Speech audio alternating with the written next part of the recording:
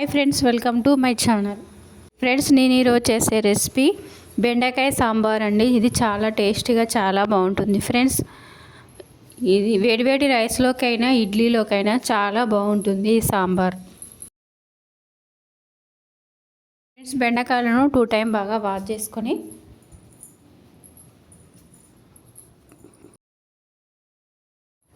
Medium సైజులో cut చేసుకోవాలి.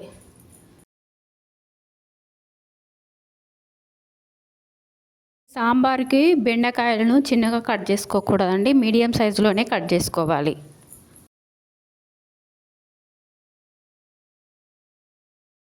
ఇలా అన్ని పీసెస్ కట్ చేసుకోవాలి.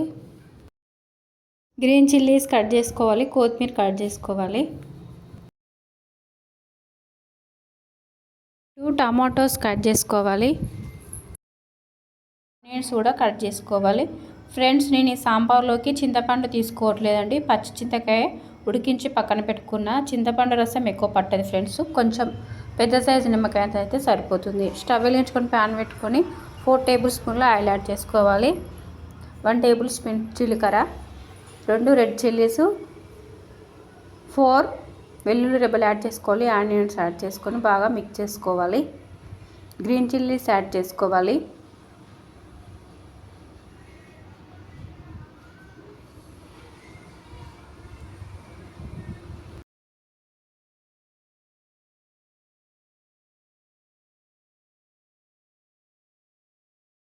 పీసెస్ యాడ్ చేసుకోవాలి. కలుపుకొని ఒక 5 మినిట్స్ కుక్ చేసుకోవాలి. టమాటా పీసెస్ యాడ్ చేసుకోవాలి. కరివేపాకు లీవ్స్ యాడ్ చేసుకోవాలి. బాగా మిక్స్ చేసుకోవాలి.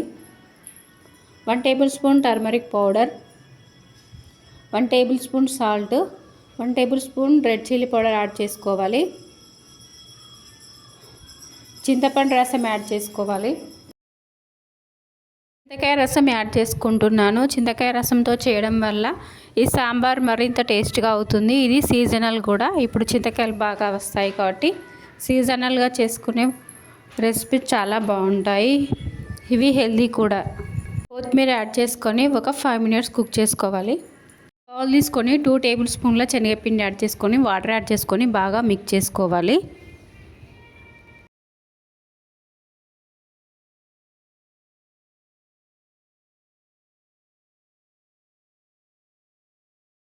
శనగపిండి జ్యూస్ను ఇందులో యాడ్ చేసుకోవాలి. స్టవ్ మీడియం ఫ్లేమ్లో పెట్టి 5 to 6 మినిట్స్ కుక్ చేసుకోవాలి. ఎంతో టేస్టీ సాంబార్ రెడీ అయిపోయింది ఫ్రెండ్స్. ఈ సాంబార్ చాలా టేస్టీగా ఉంటుంది ఫ్రెండ్స్. మనం పచ్చి చింతకాయతో చేసినాం కాబట్టి హెల్దీ కూడా. ఫ్రెండ్స్, మీరు కూడా ఈ వీడియో వచ్చిన తర్వాత ఒకసారి ట్రై చేయండి. ఎలా వచ్చిందో కమెంట్ బాక్స్లో కమెంట్ చేయండి.